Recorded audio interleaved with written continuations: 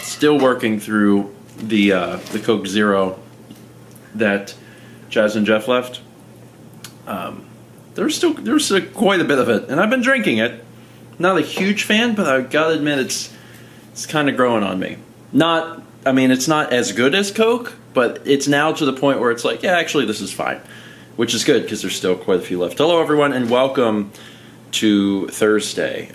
I realize that yesterday's vlog was probably really weird, and the other thing that occurred to me is that some of you may have thought that the drive that I had in the freezer that I was plugging up was the ones that we just bought, and that's not the case. Those are right there. They have not left because I haven't had a chance to open them up and put them into the computer. So they're still right there. The drive that was in the freezer yesterday requires just a tiny bit of explanation. I got a message the other day from Jeff Benson, who is the person in charge of the Earthbound USA documentary, and he's working on the documentary, but he was doing apparently like some other mini thing with Camp Fangamer, and he wanted to know if I had the footage from Camp Fangamer. He wanted the footage from the Gaius battle. Well, for whatever reason, I did. And you have to understand, that's really weird because I do not keep raw footage. We shoot so much footage that it's impossible to hold on to the raw stuff for the vlogs or the Let's Plays. We do not hold on to anything. Once the product is out, and we've given it a day or two to make sure that there's nothing wrong with it, or we're not going to have to recut it, or there's not going to be some sort of copyright issue or whatever. Once that's out, all that raw is dumped. For whatever reason, for the original Camp Fangamer 2015, I saved all the raw footage. It was all on a hard drive. Anyway, so I told him, I said, if you want the raw footage, I said, I actually have everything. Do you want everything? And he was like, yeah, that sounds great.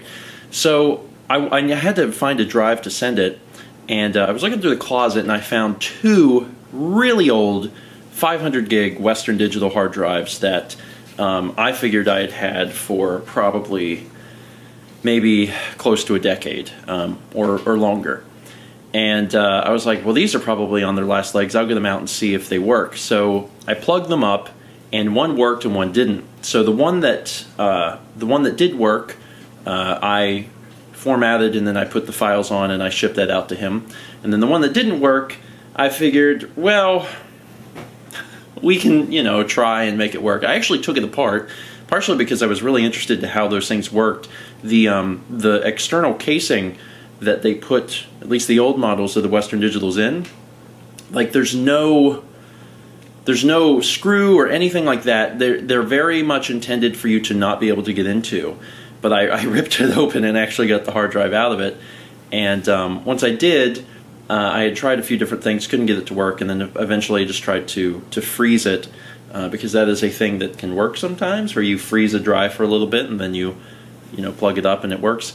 But it was making terrible clicking noises. It sounded like there was something very wrong inside that drive.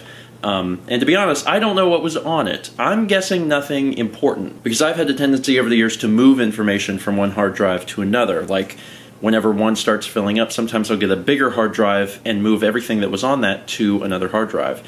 The other thing is that on the side was a sticker that was written TM, which probably stood for Time Machine 10 years ago. So my guess is that it was just a backup of, system files, applications, things like that. So I don't think I lost anything anyway, but I'll never know, because it's dead and I threw it away. Today we're doing something a little different on the food front, and I think Mal's you already have it plated, don't you? This is haddock, which I've eaten haddock before, but we've never had haddock at home that I can remember. Were they just doing a sale on it at Publix? Is that why? Yeah, it was on sale. Yeah, so they were doing a sale and we got haddock. How is it? Have you tried it? No. We'll try it. Is it good? Mm-hmm. How's it compared to tilapia? Because we normally do a lot of tilapia. It's a little fishier. Yeah. Well, you get...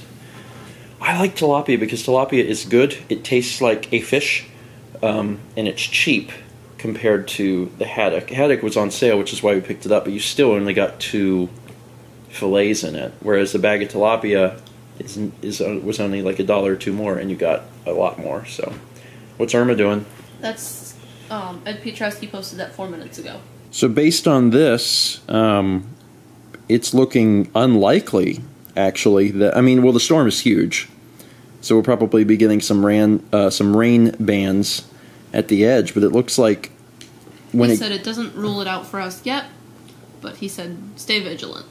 Cool. Well, that's good. I feel bad for Florida because they're getting a monster, but by the time it gets up to us, we should be good. We've been keeping an eye on it every single day to know exactly what it was going to do, and every day the information that has come out has looked a little bit better, and now it looks like it's to the point where, we'll probably maybe lose power for a little bit, but otherwise not much, which is great for productivity. Just the fact of if you have to go a few days without power, or a few days or even longer without power if the storm is more severe, that kills us, because in a conventional job, the job might close, you may not be able to go into work, and then it's just like, oh well, whatever. But with us, we are in control of everything, and we know that we have to continue to create and release. So being without power or without the means to produce, it feels dreadful. So hopefully we won't be without power too long. But when is the storm coming? Like Monday? It'd be Monday. Monday.